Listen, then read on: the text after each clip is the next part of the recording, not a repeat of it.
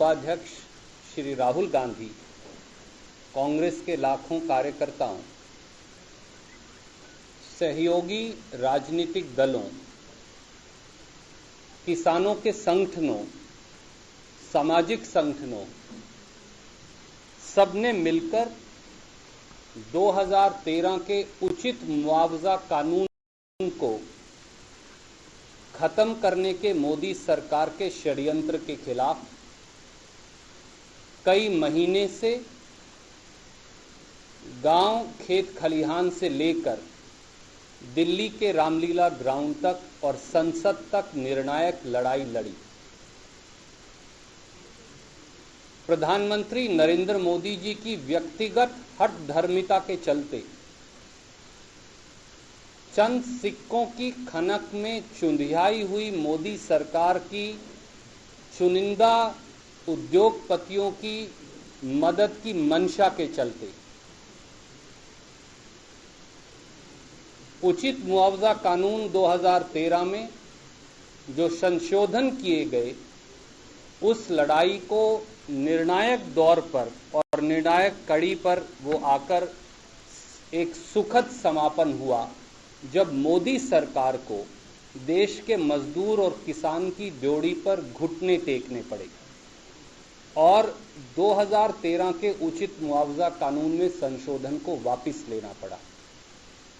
देश के उसी करोड़ों किसानों और मजदूरों के सम्मान हेतु और पूरे देश में गरीब पेट और पीठ एक करके देश के लिए रोटी कमाने वाले किसान और मजदूर के सम्मान हेतु भारतीय राष्ट्रीय कांग्रेस ने निर्णय किया है कि इस 20 सितंबर को एक किसान मजदूर सम्मान रैली दिल्ली के रामलीला ग्राउंड में भारतीय राष्ट्रीय कांग्रेस उसका आयोजन करेगी। उसमें मुख्यतः श्रीमती सोनिया गांधी जी, श्री राहुल गांधी जी उस रैली का नेतृत्व और अगवानी तो करेंगे ही। पूरे देश के लाखों किसान, हर प्रांत से किसान और मजदूर आकर एक बार फिर अपनी हुंकार दिल्ली के रामलीला ग्राउंड में बुलंद करेंगे। To put it very briefly, the draconian decision of Prime Minister Shri Narendra Modi and his government to whittle down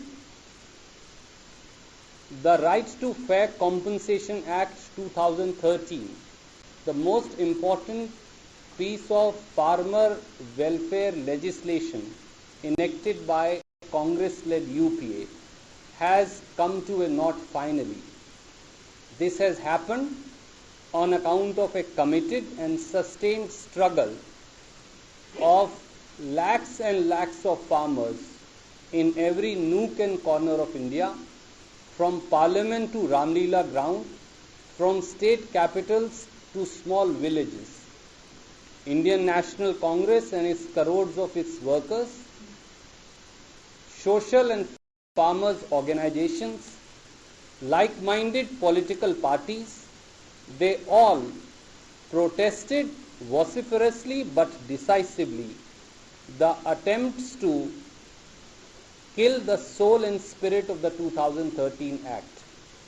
Despite Prime Minister Shri Narendra Modi ji's obduracy to successively push through ordinance to undermine the 2013 Act, the sinister conspiracy failed and the government had to bend at the doorsteps of India's farmers to not only celebrate the success of India's farmers and farm laborers, but to tell Modi government that they cannot replace their dictatorial will for the hard work of the farmer who is the Annadata of the country. Indian National Congress has decided to organize a Kisan Mazdoor Samman rally on 20th September in Ramleela ground at Delhi. Not only will Srimati Sonia Gandhi and Shri Rahul Gandhi, who have been in the forefront of this struggle for farmers and farm laborers' rights, be the prominent chief guests and speakers, lakhs of farmers from across the country will participate in the rally. And may I now request senior leader of the party, Shri Kapil Sibal, to make a suo motu statement.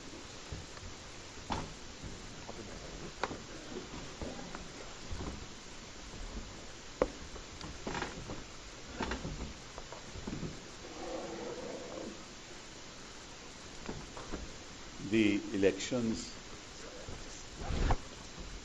in Bihar are around the corner, and the Congress party is raising a very fundamental issue today relating to scheduled castes and scheduled tribes. Because I remember before this government got elected and Modi ji was giving his speeches as usual to garner votes, he very fondly remembered Ambedkar ji. He made public statements that the next decade is a decade for Dalits, for scheduled castes and scheduled tribes and the backward communities,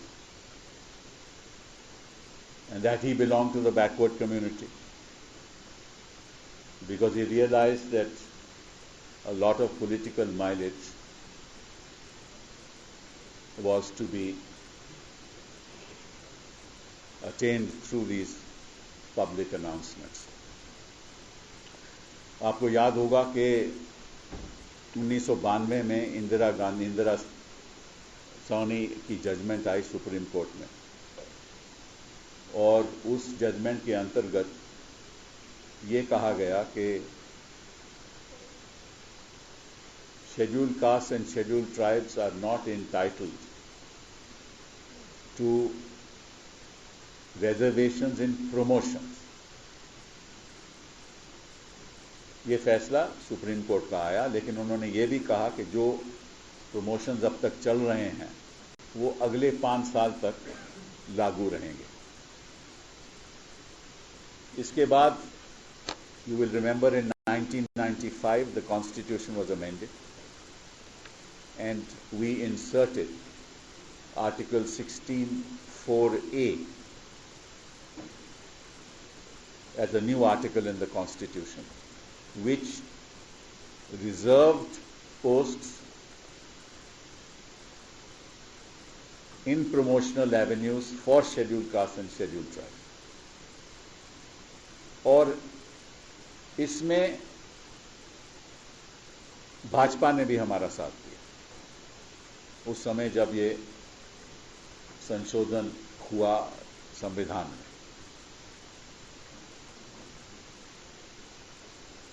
उसके बाद 13 अगस्त 1997 में सरकार ने एक notification निकाली जिसके अंतर्गत कहा कि प्रमोशनल पोस्ट्स में भी रिजर्वेशन होगी एससीज एसटीज. वो नोटिफिकेशन मद्रास हाई कोर्ट को लागू करने के लिए याचिका डाली गई. मद्रास हाई कोर्ट में फैसला सुनाया कि इन scale 1 to scale 7 in government jobs as well as in banks, there will be reservation for scheduled castes and scheduled tribes. ये मद्रास हाई कोर्ट का फैसला था. बैंक्स ने, सेंट्रल बैंक्स ने तब इसके खिलाफ अपील की, और जब अपील की तो सुप्रीम कोर्ट ने फैसला सुनाया. जस्टिस चलमेश्वर presiding judge थे. He upheld the circular of 13th August 1997 and said that in central banks, for those who get a salary of just 20,000 rupees, just over 20,000 rupees, there shall be reservation for scheduled castes and scheduled tribes for scale 1 to scale 6, deputy general manager scale. And therefore dismiss the appeal of the banks. फिर मोदी सरकार आ गई। अब central banks ने उसमें review petition डाल दी। ये जो banks हैं जो हार चुके थे उन्होंने रिव्यू पिटीशन डाल दी। लेकिन ताज्जुब की बात यह है कि यूनियन ऑफ इंडिया ने भी रिव्यू डाल दिया और अटॉर्नी जनरल ये कहने जा रहे हैं कि ये रिजर्वेशन नहीं होनी चाहिए। ये बड़े ताज्जुब की बात है। वैसे तो ताज्जुब की बात नहीं भी है क्योंकि जो लोग मनुस्मृति को मानते हैं और दोगुली राजनीति करते हैं और भाषण देने में माहिर हैं, वोट बटोरने में माहिर हैं, जो वाकई में हवाबाज हैं, कहते हैं कि हम अगली डेकेड शेड्यूल्ड कास्ट और शेड्यूल्ड ट्राइब की होगी, लेकिन सुप्रीम कोर्ट में प्रमोशन के खिलाफ रिव्यू कर रहे हैं। तो हम पूछना चाहते हैं मोदी जी कि आप अब बैकवर्ड नहीं रहे? आपको शेड्यूल्ड कास्ट और शेड्यूल्ड ट्राइब के प्रति कोई हमदर्दी नहीं है? आप ही ने पार्लियामेंट में हमारा साथ दिया था for amendment of the constitution and for incorporating 16(4)A। तो आज आप क्यों आपने यू टर्न लिया है? और यह आपको भारी पड़ेगा क्योंकि यह मैसेज बिहार में चले जाएगा, इस प्रेस कॉन्फ्रेंस द्वारा चले जाएगा कि आपकी असलियत क्या है, आपकी सरकार की असलियत क्या है और आपकी मंत्रियों की असलियत क्या है। मुझे याद है मोदी जी ने यह कहा था फरवरी 10, 2014 में, and I quote, "this is my family. I was born and brought up here. Justice is our right, and B.R. Ambedkar's commandments of education, organize and agitate are still relevant."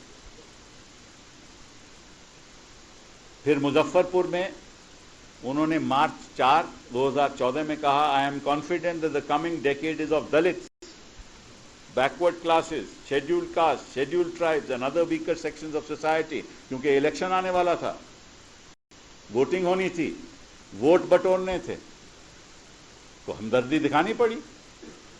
और असली चेहरा मोदी जी का आप जैसी बाकी चीजों में आपको सामने दिखाई दे रहा है। गडकरी साहब ने भी ऐसा ही कहा था, "the poison is spread against us that we are anti Dalit, anti minority और anti backward. This is completely wrong. We must be judged by our policies and our work, and we are judging this government by its policy which is anti-reservation and anti-SC and ST." और ये दुर्भाग्य की बात है कि ये सरकार ने ऐसा निर्णय लिया है। मैं चाहूंगा कि आज भी वक्त है, इनको निर्णय लेना चाहिए कि ये रिव्यू पिटीशन विड्रॉ करेंगे और इस पे जो सुप्रीम कोर्ट ने फैसला किया है उसको मानेंगे। अगर नहीं करते तो साफ जाहिर है कि this party which believes in Manusmriti, which believes in the caste system, which goes on the footsteps of Golwalkar and the thoughts of Golwalkar, is a party which has no sympathy for the scheduled castes and scheduled tribes. Thank you very much. No, government is supporting. When they say send banks, it will not apply to banks. Obviously, they are opposing this. They have filed. The matter is listed on Monday. But sir, as you know, this is far more complex. It does not relate only towards central government, towards central bank. There is an Abraj judgment. There was subsequently two orders which have come out now in the Rajasthan High Court. I don't need to. You have been Yes. Yes. I am aware of that. Yes. You know the Attorney General's view. Right. Your government also moved a constitutional amendment. Right. Mayawati was also in the forefront of this. Right. People like Himanshu Singh Yadav have opposed it. Right. As well as BJP who is not giving support. Correct. So what is the new thing about it? Why are you surprised? because they supported the constitutional amendment for promotions, for reservation in promotions. Why should I not be surprised? They voted for the constitutional amendment. They didn't vote against it. And they have been publicly stating that the decade is for scheduled castes and scheduled tribes. Then why are they seeking a review of this? See, as it is, scheduled castes and scheduled tribes have very few avenues. We are trying to encourage those who achieve a certain level of merit to ensure that they are also get posts and reservation in promotional posts. That was the purpose. Why would the constitutional amendment taking place? It is true that in their hearts they don't believe in it. And you are right. We also know in their hearts they don't believe in it. But then the real face of the BJP should come out. We should be able to see it, not the मुखौटा. वो जो mask पहले election में लगता था ना मोदी जी का, वो साफ चेहरा दिखना चाहिए कि उसके पीछे सोच क्या है. और बिहार में इलेक्शन आने वाला है और इनका समझौता मांझी साहब से हो रहा है ना, ठीक है ना. उधर तो उनको सपोर्ट कर रहे हैं और इधर एससी प्रमोशन का विरोध कर रहे हैं. अब मांझी साहब को जवाब देना चाहिए, क्या इनके साथ जाएंगे या नहीं. पासवान साहब को जवाब देना चाहिए, क्या ये जाएंगे, इनके साथ जाएंगे या नहीं, क्या ये मुद्दा सही है कि नहीं. हम आज पूछना चाहते हैं पासवान साहब को भी, मांझी साहब को भी, कुशवाहा साहब को भी, कि जवाब दें. क्या क्या क्या समझौता करेंगे इसी बीजेपी के साथ जो एंटी बैकवर्ड और एंटी एससी एसटी हैं.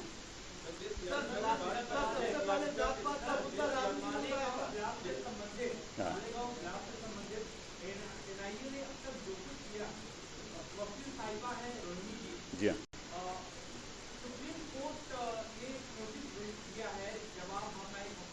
जी हाँ. नहीं, अभी हमें नहीं. याचिका आज लगी थी सुप्रीम कोर्ट में. मैं भी उसमें वकील था और वहाँ सुप्रीम कोर्ट ने नोटिस दिया है और एक हफ्ते का नोटिस दिया है. और हम कह रहे हैं कि जिस तरह से वहाँ हर विटनेस यू टर्न, ये तो जैसे हर चीज़ मोदी सरकार में यू टर्न होती है. मोदी जी खुद हर चीज़ पे यू टर्न करते हैं, उनके विटनेस भी ये जो विटनेस है वो भी यू टर्न कर रहे हैं. सब विटनेस हॉस्टाइल हो गए और मतलब कि हर शख्स को बेल मिल रही है, हर अक्यूज को बेल मिल रही है. मैं इतना, देखिए ऐसा है कि इस मंच में ऐसी बात करना सही नहीं है.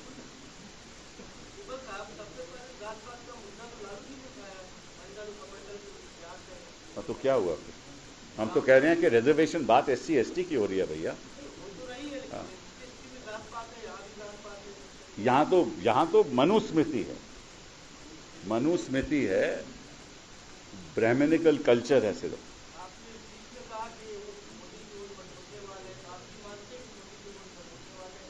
नहीं, बटोरना चाहते हैं. इलेक्शन से पहले 2014 में इसीलिए उन्होंने ये बात कही थी, लेकिन अब उनको भारी पड़ेगी.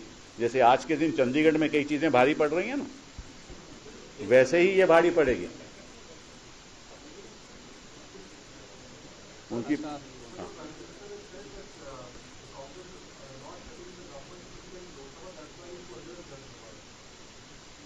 वह बड़ी अच्छी बात कही उन्होंने. मैं उनसे पूछता, कहते हैं कि मैं बहुत, ही बिलीव्स इन डेमोक्रेसी, है ना. आज उन्होंने ये भी बात कही है कि Congress party is not democratic, इन्होंने संसद नहीं चलने दिया. तो मैं कहता हूं कि ठीक है, आप आज मंच से बैठ के ये आलोचना करो कि इनके वित्त मंत्री की आलोचना करो जिन्होंने ये एक थियरी, नई थियरी ऑफ कॉन्स्टिट्यूशनल डेमोक्रेसी निकाली थी, जिन्होंने कहा था कि obstruction in parliament is part of parliamentary strategy. इनके वित्त मंत्री ने कहा था जब वो विपक्ष में थे, लीडर ऑफ ऑपोजिशन थे. तो मोदी जी को मैं कहता हूं कि आप खुले मंच पे इस बात की आलोचना करो. फिर ये भी आलोचना करो कि जब आप विपक्ष में थे, बीजेपी विपक्ष में थी, जिस तरह से उन्होंने पार्लियामेंट को ऑब्स्ट्रक्ट किया, ये देश से माफी मांगो कि हमने गलत काम किया और जो हमने किया वो असंवैधानिक. ठीक है, फिर जब ये बातें कहेंगे तब इनका हम मोदी जी को जवाब देंगे.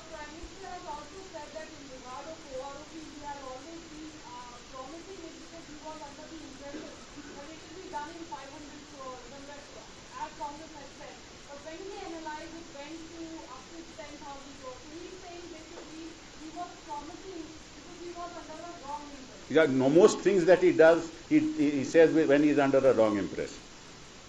Because you see, he says something without analyzing it. And he's rightly said, so, okay, I made a statement without analyzing it. So OROP was without analysis. Inflation, मैं कम करूंगा, was without analysis.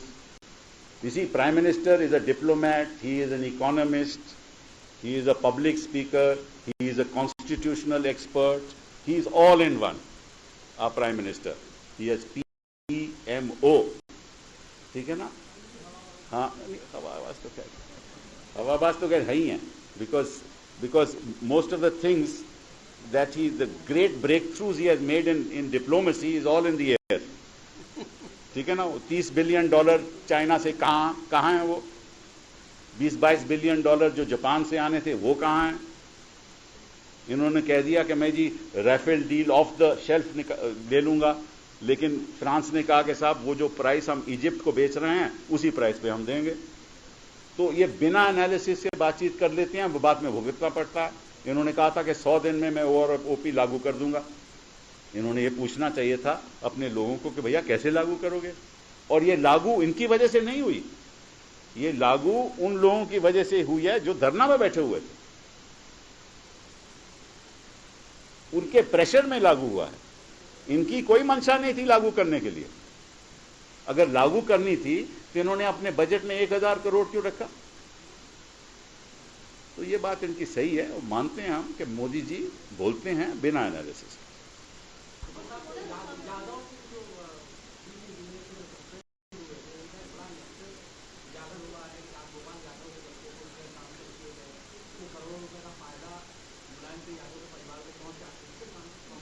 देखिए, ऐसा कि कई ऐसी diaries निकल रही हैं। छत्तीसगढ़ में जो राइस स्कैम की डायरी है वो भी हमारे सामने है, और उसकी जो एक्सप्लेनेशन है वो तो भाजपा ही देगी और छत्तीसगढ़ के चीफ मिनिस्टर देंगे। यहाँ व्यापम की भी डायरी निकली है, उसमें भी कई से मामले हैं, उसकी एक्सप्लेनेशन भी अब बीजेपी ही देगी। और अगर इस मामले में कोई डायरी निकली है तो हमसे क्यों पूछ रहे हो भैया? ये या तो आप उनसे पूछो जो कह रहे हैं, जो आरोपी हैं कि वो क्या डायरी है, और जिनके खिलाफ बोल रहे हैं उनसे पूछो। हमारी कोई डायरी होती तो हम सवाल का जवाब देते।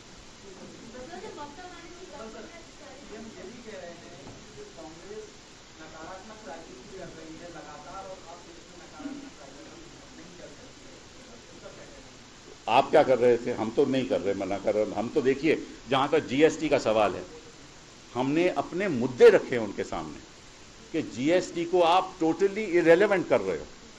आपने उसमें एक्सेप्शन पेट्रोलियम प्रोडक्ट्स कर दिया, टोबैको प्रोडक्ट्स कर दिया, रियल एस्टेट कर दिया। तो जीएसटी का मतलब क्या है?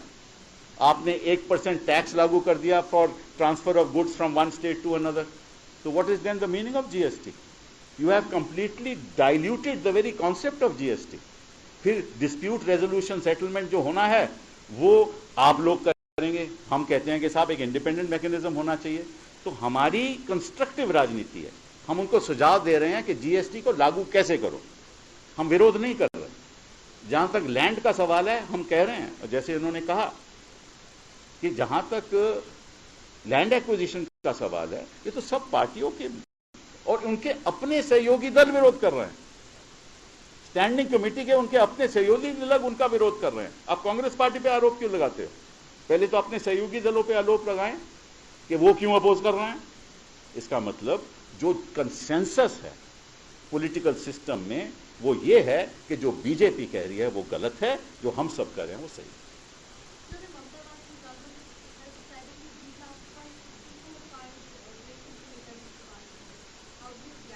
First of all, you see, we have said fine, it is no problem at all. We ourselves had said, because when Modi ji was in the opposition, he said, why is the Congress not declassifying? And when I come to power, I will declassify. He came to power, that's almost 15 months now. Why did he not declassify? So he's changed his position. We said that if you think that we had done something wrong in principle, we support declassification without conditions. If Mamta ji has said so, it is fine.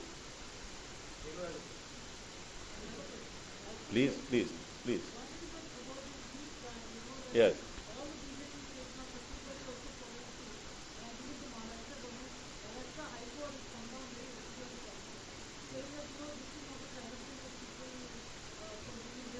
मैं पहनूंगा क्या, मैं खाऊंगा क्या, मैं बोलूंगा क्या, सब पे बैन है. No doubt about it. There is no doubt. The fascism starts from the top and is going down the line. This is what else is fascism? That you go to Chandigarh and you cancel the exams because you are going there. What else is fascism? That you close 187 schools. What else is fascism? That you ban meat, right? And when they say, why have you not banned fish? They say, but fish is different. ठीक है ना? And Rajasthan government has banned fish also. And they are also thinking of banning many other things.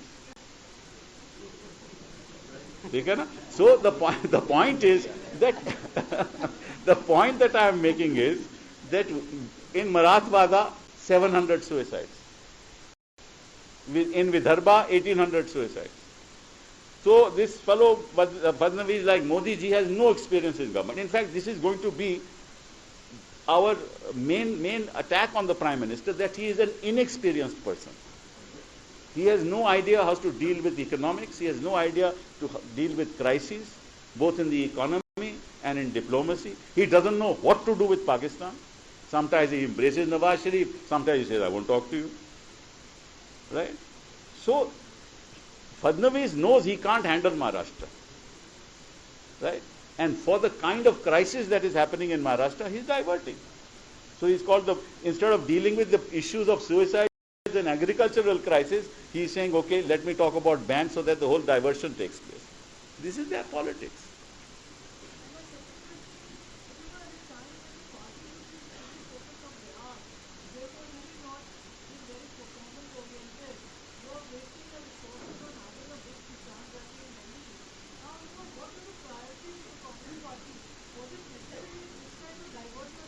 No. In fact, if you, Renu, you must understand.